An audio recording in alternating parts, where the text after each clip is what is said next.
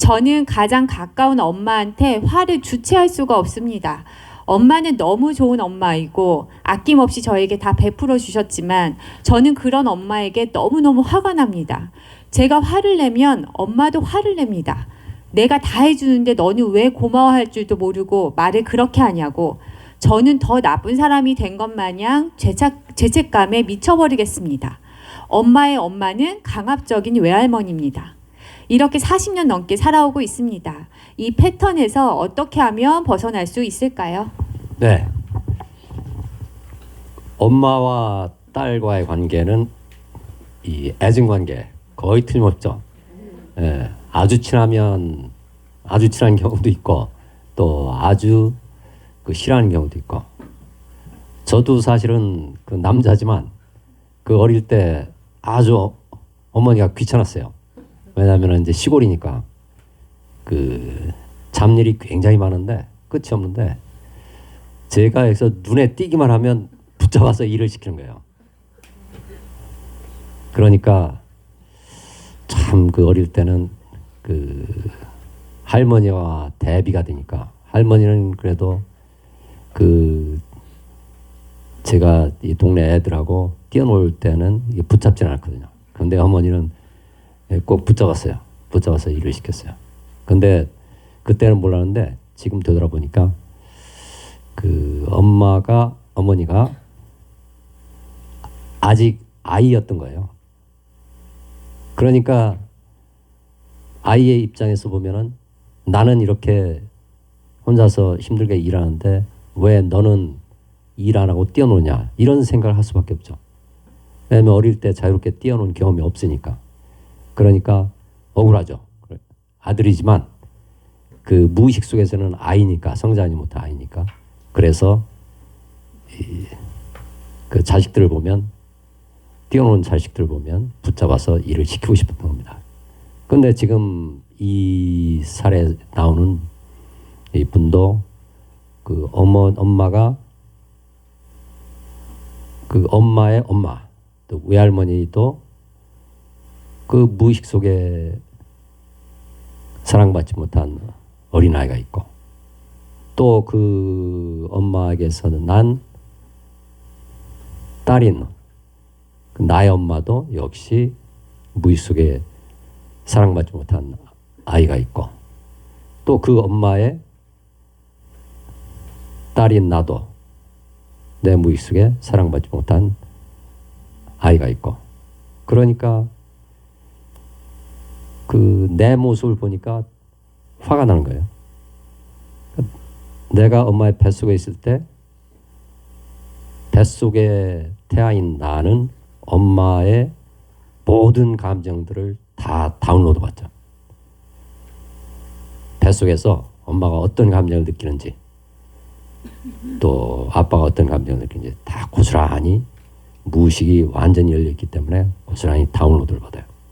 그러면 내가 태어나서 내가 다운로드 받은 그 감정들을 고스란히 엄마한테 비춰줍니다. 엄마는 자신이 싫어하는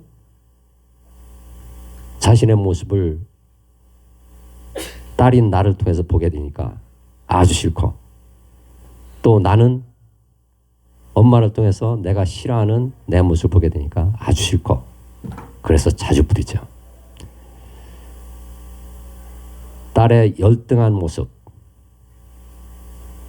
볼 때는 열등감이 올라오죠. 그러니까 엄마는 자신이 어릴 때 자신의 그 열등한 모습을 자신이 낳은 딸인 내가 보여주니까 그 열등감을 느끼는 게 싫어서 화를 내는 거예요. 화를 내면은 내가 강해 느껴지거든. 화를 낼 때는 힘이 생기잖아요. 막 그 남자들 같은 경우는 화가 나면 막 물건 집어던지고 그러잖아요. 왜냐하면 화가 날 때는 화를 낼 때는 힘을 느끼니까 에너지를 느끼니까 내가 힘이 있다 이렇게 느껴요. 그래서 화를 내므로써 자신의 열등감을 덮어버리는 거죠. 또 그 엄마가 어릴 때 성적인 그 수치심에 억눌려 있다. 그러면 내 무의식 속에도 성적인 수치심이 억눌려 있는데 내가 어디 뭐 5살, 10세 전후에서 동네 남자애들한테 성추행을 당했다. 그러면 엄마는 그걸 위로해 줄 생각을 할 수가 없어요. 엄청나게 화가 나는 거지. 왜 화가 나냐? 자신의 그 수치스러운, 성적으로 수치스러운 여자의 모습을 애가 보여주니까 너무 화가 나는 거예요. 그래서 딸한테 이 화를 내죠. 그럼 딸은 그게 또 상처가 돼서 그 성수치심이 더 억눌려 버리니까 나중에 결혼해서 또 그 상황이 또 반복돼요. 성적으로 이 수치스러운 그런 상황.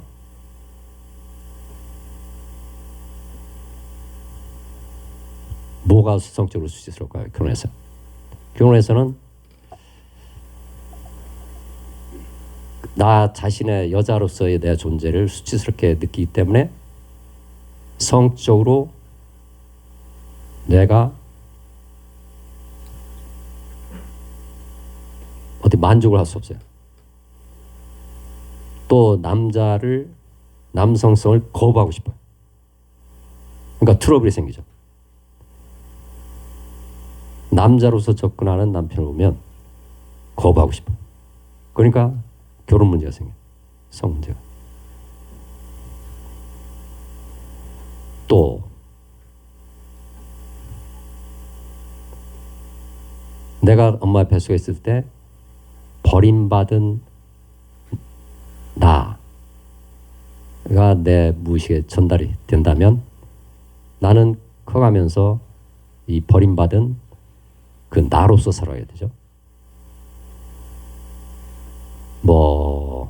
취직도 못하고 집에서 백수도 못하고 나이 30이 넘었는데 계속 공부한다고 집에만 틀어박혀 있고 공부는 안 하고, 그러니까 그런 모습을 보는 엄마는 더 속이 터지고 자신의 버림받은 모습을 보여주니까, 또 자신의 무능한 모습, 무력한 모습을 보여주니까 너무 화가 나죠. 그럼 딸은 서운하니까 더 엄마가 싫고, 그러니까 서로 부딪히고 그렇게 돼요.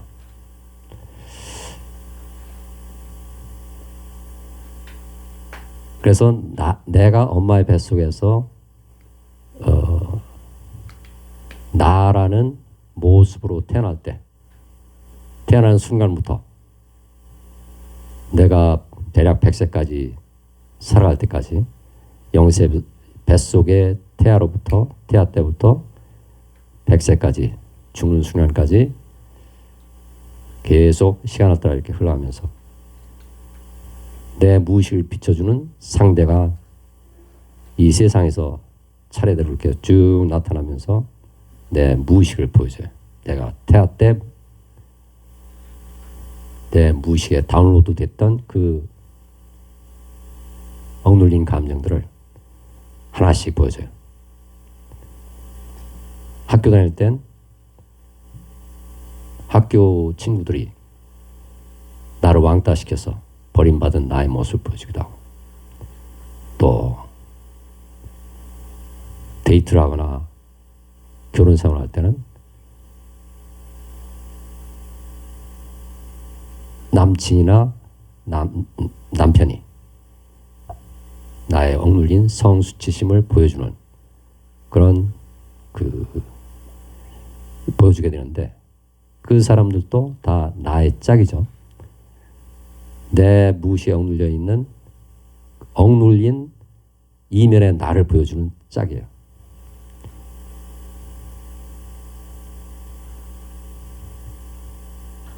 그러니까 나와 내가 있으면 항상 너가 있어요. 내가 있음으로써 너가 있고, 너가 있음으로써 나가 있는데, 너와 나는 항상 짝을 이루면서 이 상황을 창조하고, 그 상황이 반복되면서 억눌려 있던 감정들이 올라와서 내가 느껴주게 돼 있어요. 그런데 이렇게 올라올 때 감정들을 완전히 느껴주면 다 풀려나서 부정적인 현실이 아니라 이 긍정적인 현실이 창조가 되는데, 그걸 계속 억눌러놓고 지내면 그 부정적인 상황이 계속 반복되죠. 그럼 해결책은 뭐냐? 상대가 바로 이면의 나구나. 이면의 나라는 사실을 확실히 알면, 상대가 나면 아니라 나라는 사실을 알면, 이면의 나라는 사실을 알면 그 상대의 겉모습을 보지 않고 상대가 비춰주는 이면의 내 모습, 억눌린 나를 받아들여야 돼요. 나로. 진짜 상대의 겉모습을 보는 게 아니라 상대의 겉모습이 보여주는 그 이면의 나를 나로 받아들여야 돼요. 나로 받아들이면 그 이면의 나가 억눌러놓고 있는 부정적 감정들을 그대로 고스란히 느껴주게 돼요. 이 부정적 감정들을 상대한테 투사하지 않고, 그러면 부정적인 이면의 나가 사라지겠죠. 그러면 부정적인 이면의 나와 긍정적인 나는 항상 짝인데, 부정적인 이면의 나를 내가 받아들여서 풀려나가면 긍정적인 나도 동시에 풀려나죠. 그러면 나는 긍정적인 나로 인생을 살아야 됩니다. 그러니까 인생을 살아가면서 쭉 이런 과정이 되풀이되는데, 이렇게 하나씩 이면에 억눌린 나들을 풀어줄 때마다 부정적인 내 인생이 점점점 긍정적으로 펼쳐지게 돼요. 여기에 대해서 질문 있으십니까? 예를 들어서 한번 예를 들어서 그 사실은 이제 이게 그 질문 속에 이제 예가 들어있는데, 그거는 그 앞으로 여러분이 이렇게 저한테 질문할 그럴 내용이 다 이거예요. 사실 지금 여기 이제 추가 질문도 마찬가지고 다 이거예요. 이거밖에 없어요. 나와 이면의 나. 나와 이면의 나인데, 상대가 나를 무시하면 나는 무시당했다고 느끼잖아요. 그럼 열등감이 올라오죠. 그러니까 열등한 나가 그 열등한 상황을 창조를 한 거예요. 원래 열등한 나가 내 무의식 속에 억눌려 있으면, 열등한 나가 타인의 열등한 나와 공명을 통해서 서로 만나서 나의 열등한 나, 타인의 열등한 나가 공명을 통해서 만나서 상황을 만들어요. 상대도 예를 들어서 상사가 나한테 욕을 한다. 그러면 난 무시당했다고 느끼기 때문에 화가 나죠. 열등감이 올라오니까 그 열등감을 덮어버리기 위해서 이제 화를 내게 되죠. 그러면 상사도 요거 봐라. 감히 부하 직원이 상사한테 화를 내네 하고 상대인 상사도 나한테 화를 내죠. 왜 화를 할까요? 상사의 무의식 속에도 열등한 나가 억눌려 있어요. 그래서 열등한 나가 억눌려 있기 때문에 열등한 나들끼리 이 상황을 만들어낼 거죠. 나로 하여금 열등감을 느껴보도록 하기 위해서 그 상황이 창조된 거예요.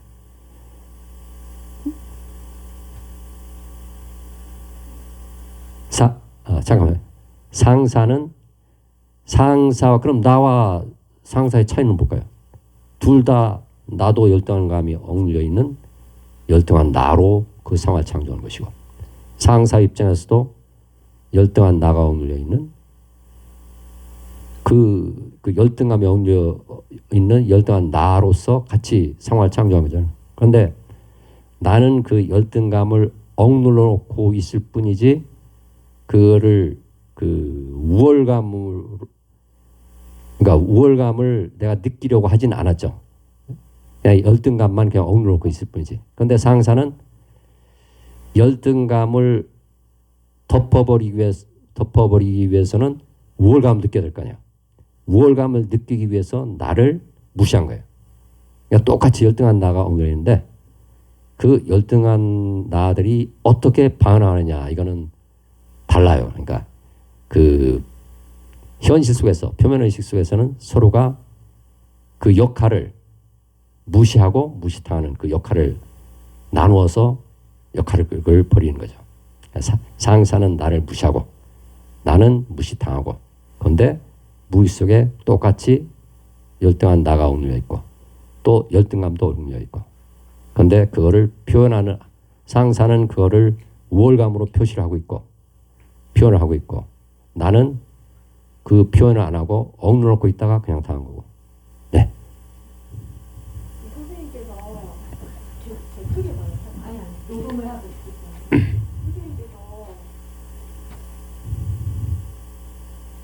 선생님께서 그 설계대로 인생을 살아간다고 하셨잖아요. 네. 근데 그러면 계속 정화를 해주면 만나는 사람도 이렇게 이미 설계가 되어 있는데 그것도 완전히 설계가 바뀌어서 그 만날 사람을 그 기존 설계와 다르게 다른 사람을 만나게 되나요? 아, 그럼요. 그러니까 인생에는 그 여러 가지 코스가 있는데 내가 열등감, 뭐 수치심, 무력감, 두려움, 이런 감정들을 하나씩 이렇게 쭉 풀어줄 때마다 코스가 바뀌어요. 코스가 이렇게 점점 바뀌죠. 이제 긍정적으로 밝은 쪽으로 바뀌게 되죠. 마음 공부하는 것도 설계인가요? 제가 지금 이렇게 선생님 만나서 마음 공부 이렇게 하게 되면 괜찮을까요? 그것도 이제 힘드니까 이런 공부를 하셨을 거 아니야. 아니면은 이제 어떤 영적인 성장 단계가 돼 있기 때문에 그 힘든 것보다는 내가 그 근원의 나를 찾아가야 되겠다, 이런 이 성장 단계가 돼 있기 때문에 그렇게 하는 것이기도 하고. 근데 그런 것도 사실은 그 다 설계가 돼 있는 거죠. 설계가 돼 있지 않을 수가 없어요. 왜냐? 그 현실 자체가 무의식 속의 현실이에요. 왜 그럴까요? 창조주가 짝이 드는 생각으로 현실을 창조했잖아요. 우주를. 밤과 낮이 있고 하늘과 땅이 있고 여름과 겨울이 있고 남자와 여자가 있고 동물과 식물이 있고 다 짝이 있잖아요. 그리고 물건도 이쪽이 있으면 이것이 있으면 저것이 있고, 또 내 몸 자체도 왼쪽이 있으면 오른쪽이 있고 아래쪽이 있으면 위쪽이 있고, 또 몸 속이 있으면 몸 바깥쪽이 있고 앞쪽이 있으면 뒤쪽이 있고 다 짝이잖아요. 그런데 이 짝이 드는 생각을 내가 동시에 바라볼 수가 없죠. 내 몸 안쪽과 몸 바깥쪽을 동시에 못 바라보잖아요. 수술할 때 배를 쬐는다 몰라도, 수술할 때 배를 쬐더라도 한쪽만 바라볼 수 있어요. 내가 수술해서 배를 쬐서 의사들이 배 안쪽을 바라보면 바깥쪽은 안 보이고, 또 내 몸의 앞쪽을 바라보면 뒤쪽은 안 보고, 그러니까 모든 게 다 짝으로 어느 한순간 한쪽만 볼 수 있게 설계가 돼 있죠. 지금 이 강연장 안에 우리가 들어와 있는데 강연장 안쪽과 바깥쪽, 지금 강연장 안쪽을 내가 바라보고 있기 때문에 강연장 바깥쪽은 바라볼 수 없어요. 그럼 강연장 밖으로 나가서 강연장 바깥쪽을 바라보면 강연장 안쪽은 또 사라져 버리잖아요. 그러니까 항상 그 현실이라는 것은 항상 짝이 드는 생각으로 이렇게 만들어지는데, 그러니까 이거는 놀이죠. 놀이. 짝이 드는 생각으로 창조한 놀이인데, 창조주가 짝이 드는 생각으로 이렇게 우주를 만들어 놨어요. 우주를 만들어 놨는데, 우주를 만들어 놓고 저 멀리서 이렇게 구경을 하잖아요. 저 멀리서. 우주 밖에서 이렇게 다 보고 있는데, 그런데 또 심심하다 싶으면 또 나를 또 만들어야죠. 그 나를 만들고 들어오는 과정이 바로 그 뱃속의 태아예요. 창조주인 텅 빈 마음이 물질 우주에 들어와서 나도 오감으로 경험을 하고 싶다. 여기 커피도 마셔보고 뭐 데이트도 해보고 결혼도 해보고 아이도 낳아보고 또 죽는 경험도 하고 싸우는 경험도 하고 그러면서 올라오는 이 감정들을 느껴보고 싶다. 그러면 몸을 만들어서 엄마 뱃속에 태아로 이렇게 딱 들어오잖아요. 그래서 그 태아 이전에는 나는 아무것도 없었잖아요. 텅 비었잖아요. 텅 빈 공간밖에 없었는데 내 인생을 되돌아보면 태아 이전에는 그냥 텅 비었잖아요. 텅 빈 마음속에서 창조주인 텅 빈 마음이 태아를 나로 딱 붙잡는 순간 나가 생기죠. 나가 생기는 순간 내가 생각하는 우주가 동시에 생겨요. 그래서 엄마 뱃속에서 나가 생기는 순간 엄마 뱃속이라는 나가 아닌 우주가 생기는 거예요. 엄마 뱃속이 우주예요. 엄마 뱃속에 있을 때. 엄마 뱃속에 나오면 또 그 집안이 또 나가 아닌 우주이고, 그러니까 나와 나가 아닌 우주는 항상 짝으로 이렇게 펼쳐지죠. 아니면 또 내가 직장에 다니면 나와 나가 아닌 직장 동료들, 뭐 거래처 사람들, 이 사람들이 나가 아닌 우주고, 그러니까 나와 나가 아닌 우주가 항상 함께 짝으로 펼쳐지게 설계가 되어 있죠. 그러니까 이 설계도는 그런데 어디에 들어있을까? 무의식 속에 들어있어요. 이 설계도를 어디 저장을 해놔야 계속 굴러갈 거 아니에요. 이 설계도를 어디에 저장해놓냐? 무의식에 딱 저장해놔요. 무의식에. 창조주의 무의식. 그걸 이제 물론 이제 뭐 근원의식이라고 부를 수도 있고. 그러니까 짝이 되는 생각으로 창조된 전체 우주는 무의식에 저장이 되어 있어요. 그런데 창조주가 나를 붙들고 물질 우주에 들어오는 순간 나가 생기면서 나가 생각하는 대로 내 몸도 자동으로 움직이고 동시에 내 몸과 짝을 맞춰서 전체 우주도 짝을 맞춰서 자동으로 움직이도록 설계가 됐어요. 왜? 나 자신이 창조주이기 때문에. 그러니까 우주 밖에서 나를 지켜보는 창조주가 나와 동시하는 생각대로 현실이 쫙쫙 펼쳐질 수 있도록 짝을 맞춰주는 거죠. 거울 명상을 하면서 현실이 더 안 좋아졌다는 이런 사례도 많잖아요. 그리고 또 이런 감정을 느껴주고 나쁜 감정을 느껴주면 그것이 현실화될 것 같다는 두려움 관련 사연입니다. 거울 명상을 시작하고 유튜브 영상도 계속 보면서 깨달음도 얻고 오는 감정도 그대로 느껴주고 나름대로 잘하고 있는 것 같습니다. 제대로 하는데도 현실은 점점 더 안 좋아지고 있습니다. 이것은 이렇게 흘러갈 수도 있을까요? 아니면 좋아지고 안 좋아지고 이런 판단을 제가 만든 것이라고 생각하면 될까요? 네, 아주 좋은 질문입니다. 근데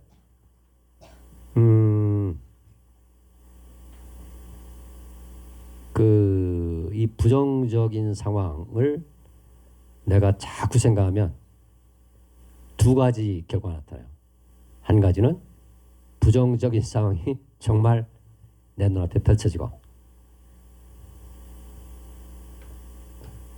두 번째는 부정적인 상황이 긍정적인 상황으로 나타나기도 하고. 근데 왜 이런 차이가 나타날까요? 부정적인 생각을 계속할 경우에, 이거를 부정적인 생각이 들 때, 예를 들어서 나는 그 이번 시험에 떨어질 거야. 예를 들어서 나는 이번 시험에 떨어질 거야 라는 생각이 드는데, 그 생각을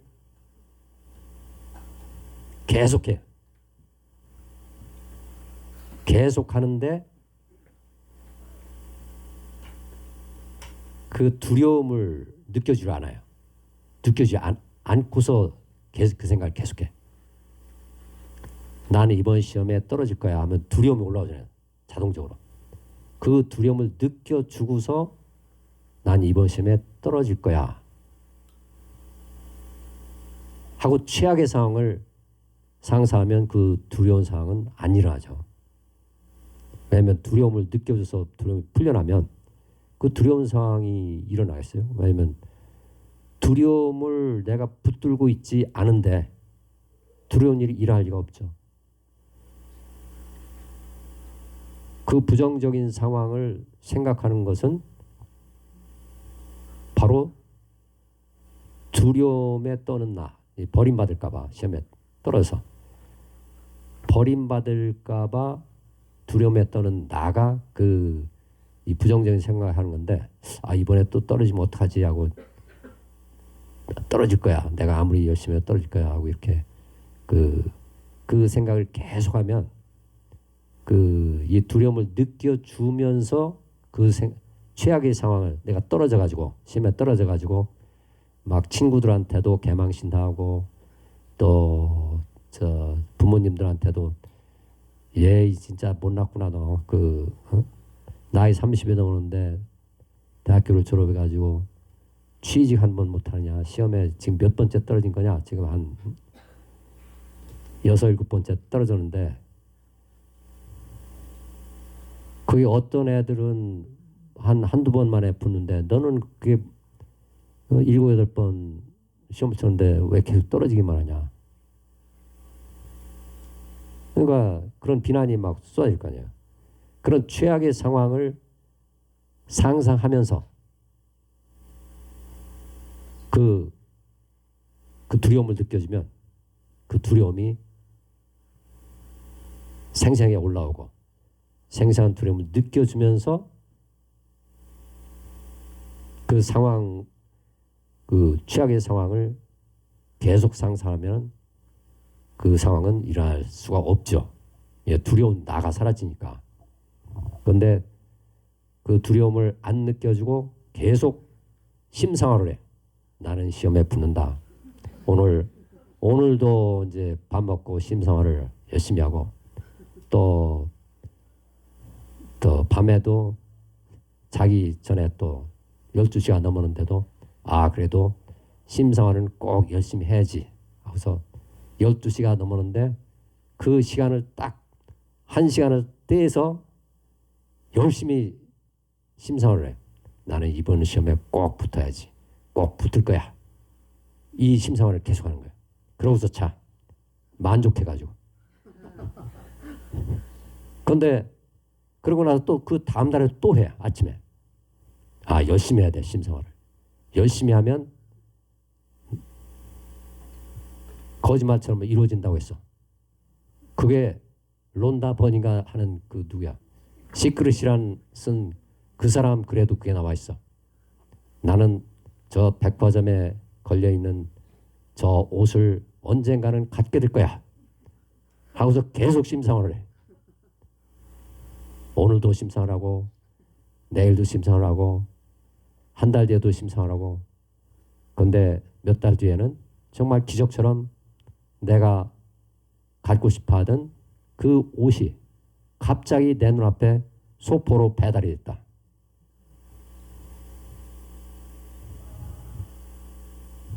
이 소포를 누가 배달했을까요? 내가 나한테 친구한테 부탁해서 그 누가 보는 사람이 있을까 하고 친구한테 부탁해서 그 내가 나한테 배달해서 그걸 또 사진을 찍어서 석 달 전 내가 봤던 그 거울 유리 속에 그 내가 원하던 옷, 그다음에 석 달 뒤에 배달된 소포, 그러면서 그 찍은 다음에 그걸 여는 장면도 또 찍어. 그 옷이 똑같은 옷이 딱 보여. 그럼 그걸 보고 독자들은 아니 이거 진짜 이 기적이 일어나는구나. 심상화는 반드시 빼먹지 말고 해야 되겠다.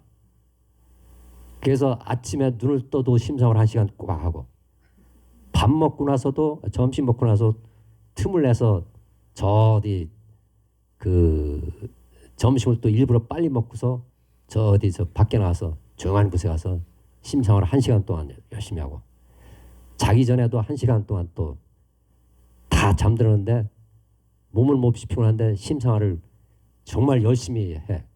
이를 악물고 졸린데도 그 이제 찬물로 이렇게 죽이면서 얼굴을 주름을 쏘주면서. 아, 그런데 이게 그렇게 심상을 해도 내가 원하는 게 안 이루어지네. 이게 그러니까 책을 보니까 그건 심상을 제대로 안 했기 때문이다. 심상화를 내가 제대로 안 했기 때문이구나. 그러면 어떻게 해야 심상화를 제대로 하는 거지? 하고 또 막 찾아보면은 뭐 이런저런 설명들이 굉장히 장황하게 많이 나와요. 요럴 때는 요렇게 해야 되고 저럴 때는 저렇게 해야 되고. 그럼 그걸 또 다 외워서 또 해. 쉬었다가 이제 너무 지쳤으니까.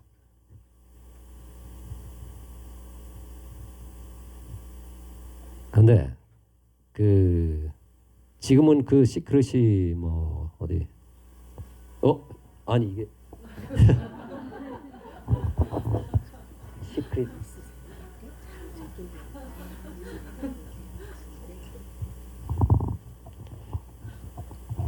그래서 심상화는 내가 그 두려움을 느껴주면서 할 때 심상화 되는 거예요. 두려움을 느껴주는 그 이면에 내가 심상화를 하는 그 이유는 뭘까요? 두렵기 때문에. 안 될까 봐 두렵잖아요.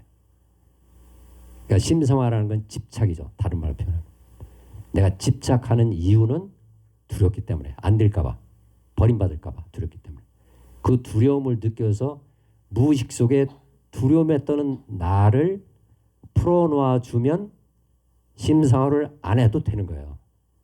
심상화를 할 필요가 없어. 왜냐? 두려움에 떠는 나를 풀어주면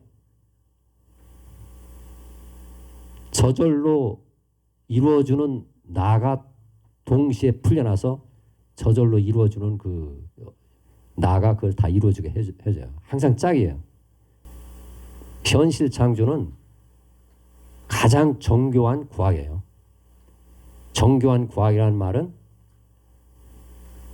이치가 맞으면 예외 없이 똑같은 결과가 나와야 돼. 그게 과학적인 거예요. 과학적이라는 말은 똑같은 이치를 정했을 때 예외 없이 똑같은 결과가 언제나 동일하게 나온다. 이게 과학적인 거예요. 어떤 자기 개발 전문가가 자기 주관을 가지고 주관적인 생각을 뭐 난 신과 만났다, 뭐 신과 나눈 대화, 뭐 이런 그런 뭐 이제 황당한 얘기도 이게 막 쓰고 그러면 아 사람들은 야 이게 진짜 저게 신이 저런 신이 말하는 저런 목소리를 듣고 그걸 내려받아서 이렇게 책도 쓰고 정말 대단하다 이렇게 생각하죠. 거의 이렇게 혹해서 넘어가죠. 그런데 거기에 어떤 근거가 있는지 잘 살펴봐야 돼요. 어떤 근거를 갖고 그렇게 말하는지. 자기의 주장에 불과한 것인가? 아니면 그 일관적인 어떤 결과가 나오는가? 아, 그래야 믿을 거 아니에요. 그래서 1000년 지나도 이 결과가 똑같이 나올까?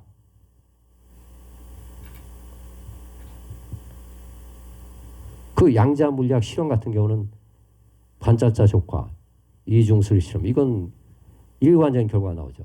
왜냐하면 이중수리 실험 지난 100년 동안 그래서 그 입자를 저기 슬릿 구멍에다 딱 봤었는데 내가 어떤 사람이 바라보고 있으면 물질이 되고 바라보는 사람이 아무도 없으면 그냥 빛의 물결로 퍼져나간다. 그건 누가 그 현장에 있던 지금 결과가 똑같잖아요. 100년 동안 똑같았어요. 이거는 1000년이라도 똑같아요.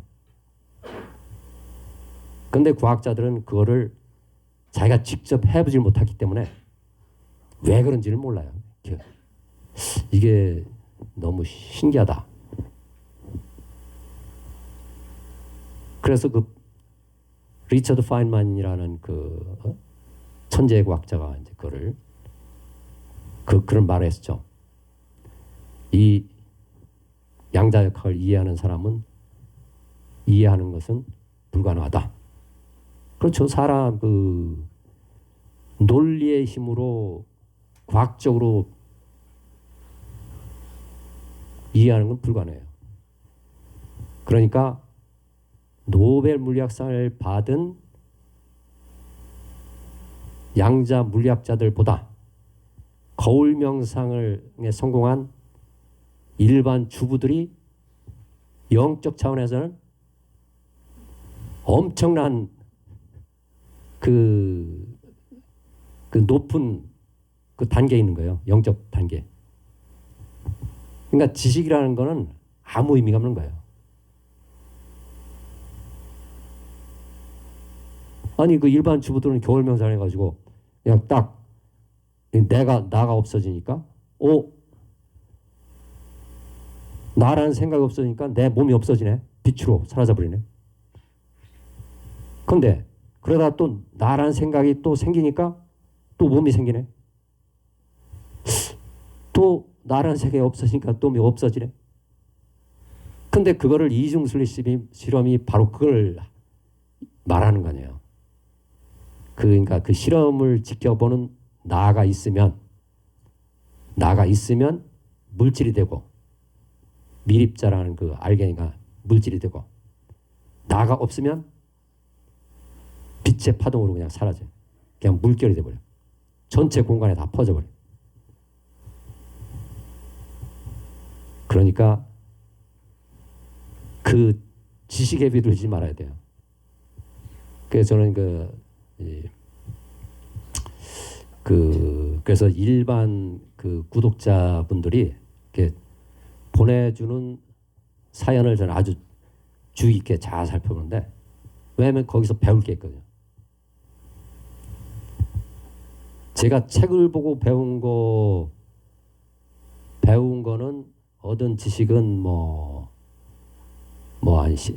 얻은 지식이 한 10%라면 거울 명상을 통해서 제가 직접 깨우치고 또 구독자분들이 저한테 피드백을 보내준 그 사례를 통해서 터득한 우주의 진리는 90%예요.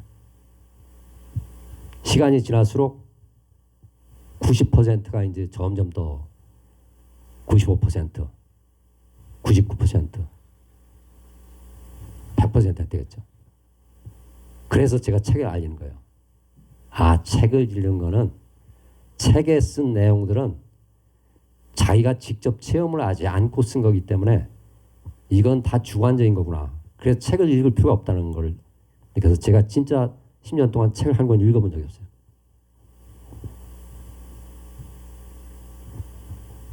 예, 말씀하세요. 네, 저는 이제 먼저 선생님께 감사드리고 제가 12월 17일 날 강의를 듣기 시작해서 이제 4개월 차 거울 명상에 집중하면서 느낀 것 좀 말씀을 드리겠습니다.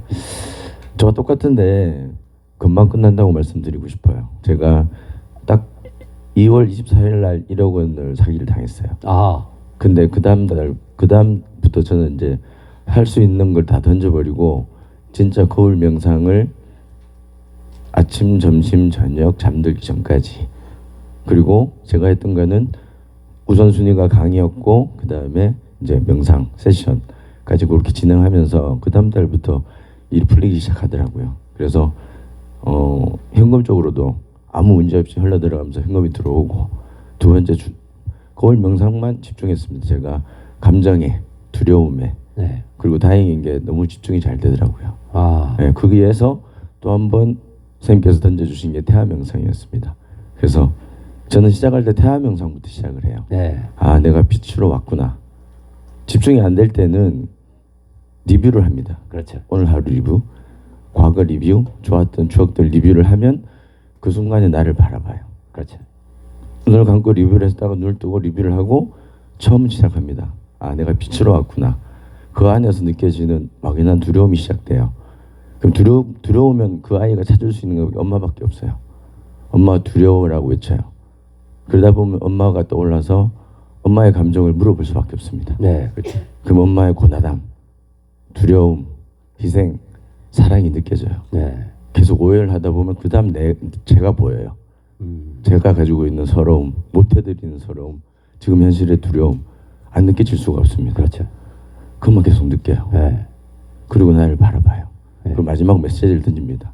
내 끝까지 해결해 주겠다고, 함께 해주겠다고 계속 또 느껴줍니다. 100%가 될 때까지. 네. 예, 그렇게 느껴주고 마무리를 합니다. 네. 아침, 점심, 저녁 이렇게 그렇게만 했어요. 그리고 내 앞에 주어진 일을 보여지는 일에 최선을 다하고 또 오전에 일하다가 스트레스 받으면 또 명상을 합니다. 그렇게 하다 보니까 아무 문제가 없어졌어요. 마음도 행복하고 그리고 지금은 두려움이 반가워요. 네. 느껴주고 싶어서. 왜? 이것만 느껴주면 고민을 안 해도 그 다음 스스로 풀려나가니까. 네. 그래서 제가 말씀드리고 싶은 건 뭐냐면 생각보다 짧다. 네. 단지 내가 집중하는 만큼이라고 정말 그렇죠. 말씀드리고 싶어요. 그래서 네. 지금 저는 어제 선생님께 깜짝 놀랐는데 아프지 마시고 진짜 제가 선생님 바지가랑이 마음으로 붙잡고 지금 진짜 목숨 걸고 열심히 하고 있습니다. 왜냐하면 네. 제가 가족 중에 이걸 만났거든요. 네. 제가 현실적으로 현금도 풀렸지만 더 감사드리는 건 어머니 병도 많이 좋아졌어요. 거울 명상하면서 불면증도 좋아지시고 무릎도 많이 건강해지시고 해서 저는 이걸로 내 가족들의 인생을 같이 풀어줄 수 있는 좋은 기회라고 생각하고 정말 집중해서 열심히 하고 있습니다. 감사합니다. 예, 아이고 감사합니다.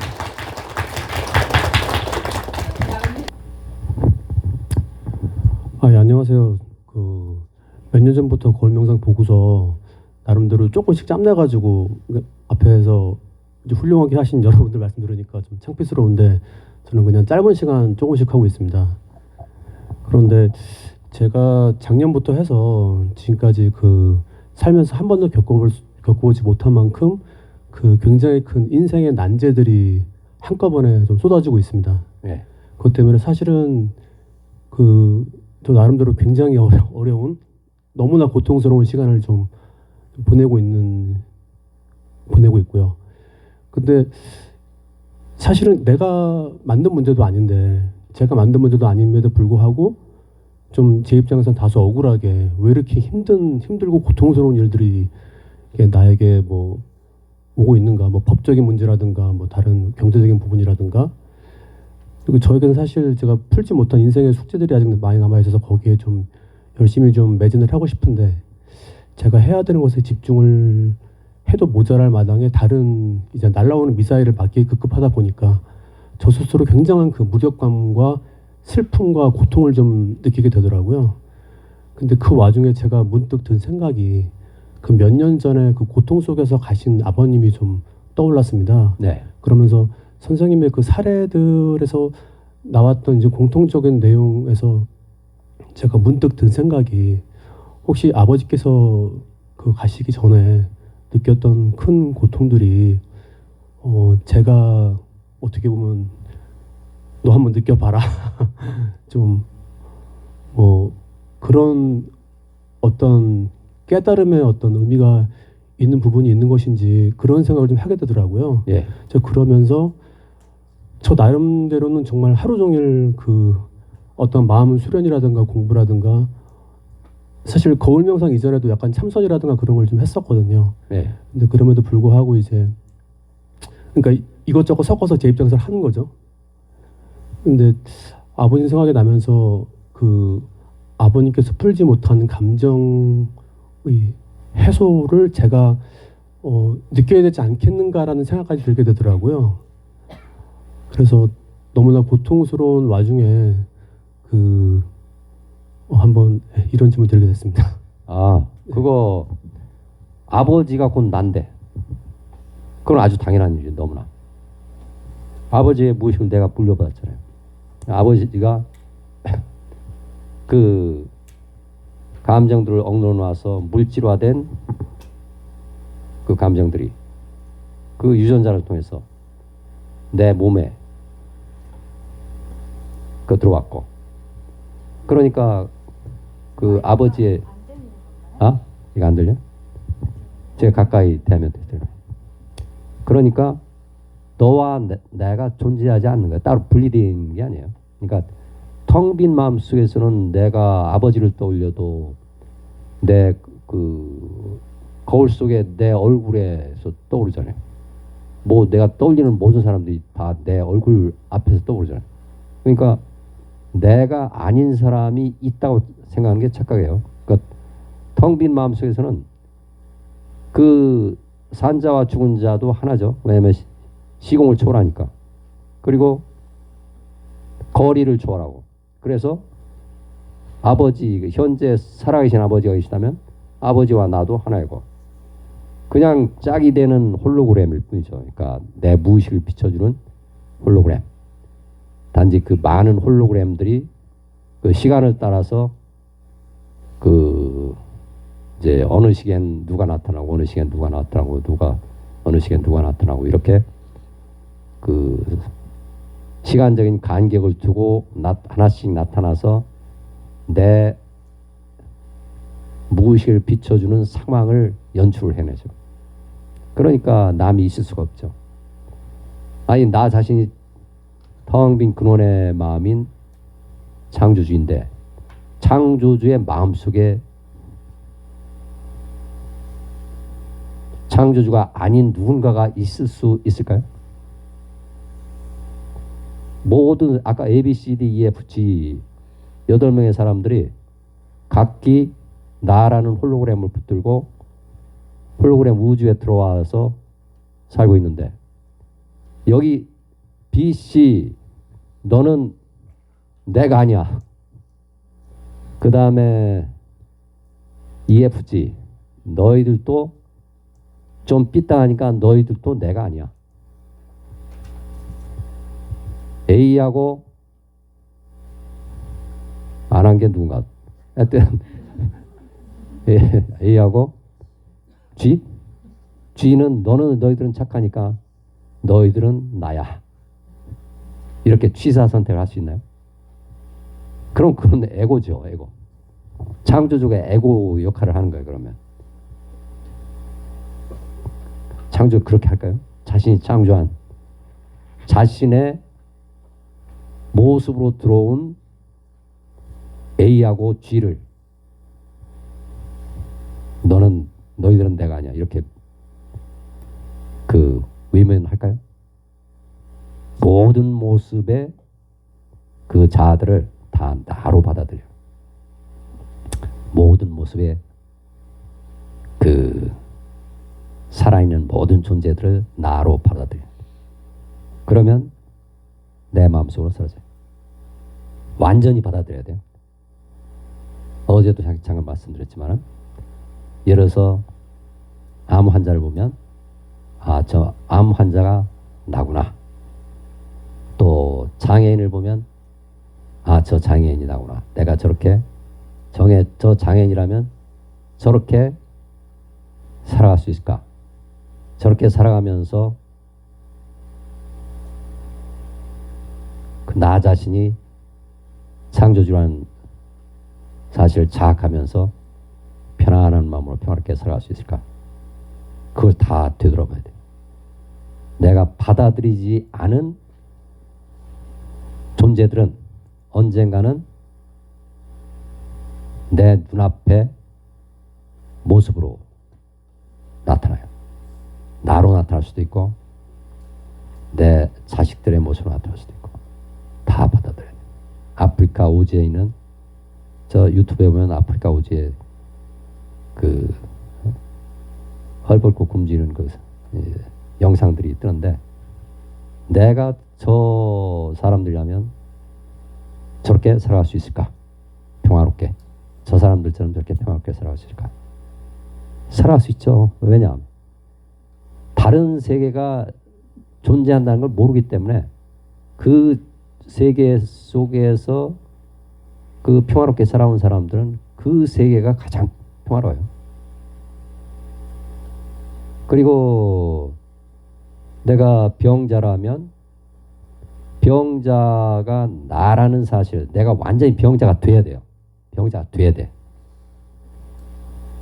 창조주가 병자가 돼 보는 거예요. 내가 창조주가 병자가 돼 보는데 그거를 그때 그 어떤 아픔이 올라온가? 그 아픔을 다 받아들이면 완전히 대본 경험을 한 거예요. 그러면 그 경험을 이제 하지 않게 되죠.